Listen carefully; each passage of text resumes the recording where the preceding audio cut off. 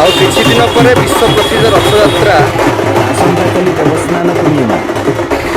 ଏ ଉତ୍କଳର ଭୂଖଣ୍ଡରେ ପୁରୀର ବଡ଼ଦାଣ୍ଡରେ ଅନୁଷ୍ଠିତ ହେବାକୁ ଯାଉଛି। ମୁଁ ଆପଣମାନଙ୍କୁ ଦେଖାଉଛି ବିଶ୍ୱର ସବୁଠୁ ବଡ଼ ଯାତ୍ରା, ଘୋଷଯାତ୍ରା ବା ରଥଯାତ୍ରା ବୋଲି ଯାହାକୁ କୁହାଯାଏ, କେମିତି ପ୍ରସ୍ତୁତି ପର୍ବ ଚାଲିଛି। 3ଟି ରଥ ପ୍ରସ୍ତୁତ ପ୍ରାୟ ସରିଗଲାଣି।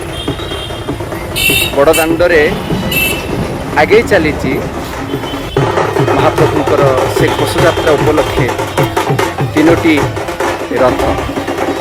ଆପଣମାନେ ଦେଖିପାରୁଥିବେ ବଡ଼ଦାଣ୍ଡରେ ବର୍ତ୍ତମାନ ରାତି 1:30 ତଥାପି ଭକ୍ତମାନଙ୍କର ସମାଗମ ଚାଲିଛି।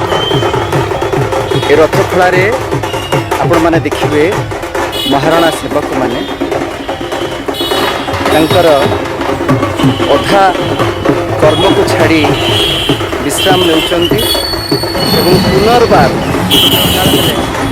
ପୁଣି ଅବଶିଷ୍ଟ ରଥ କାମ ଆରମ୍ଭ ହେବ।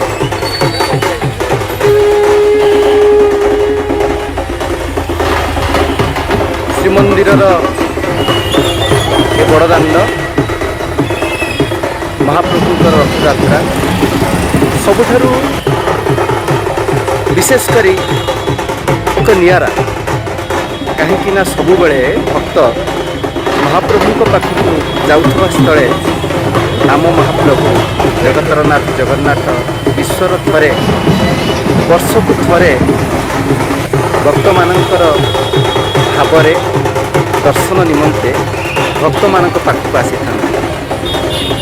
ରଥଯାତ୍ରାରେ ପ୍ରତ୍ୟେକ ଜଣଙ୍କୁ ଉଦ୍ଧାରିବା ପାଇଁ ମହାପ୍ରଭୁ ମାଉସୀ ମା ମନ୍ଦିରକୁ ବିଜେ କରିବା ସହିତ ଅଗଣିତ ଶ୍ରଦ୍ଧାଳୁ ଭକ୍ତମାନଙ୍କୁ ଦର୍ଶନ ଦେବେ।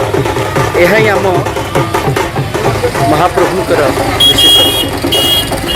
ଜାତି ବର୍ଣ୍ଣ ଧର୍ମ ନିର୍ବିଶେଷରେ ମହାପ୍ରଭୁ ସମସ୍ତଙ୍କ ପାଖରେ ଜଗତର ନାଥ ହିସାବରେ କରୁଣା ଡୋରିରେ ଭାବର ବର୍ଷାରେ ବିଜେଇବେ, କୃପାଶିଷ ଢାଳିବେ। ଜୟ ଶ୍ରୀ ଜଗନ୍ନାଥ।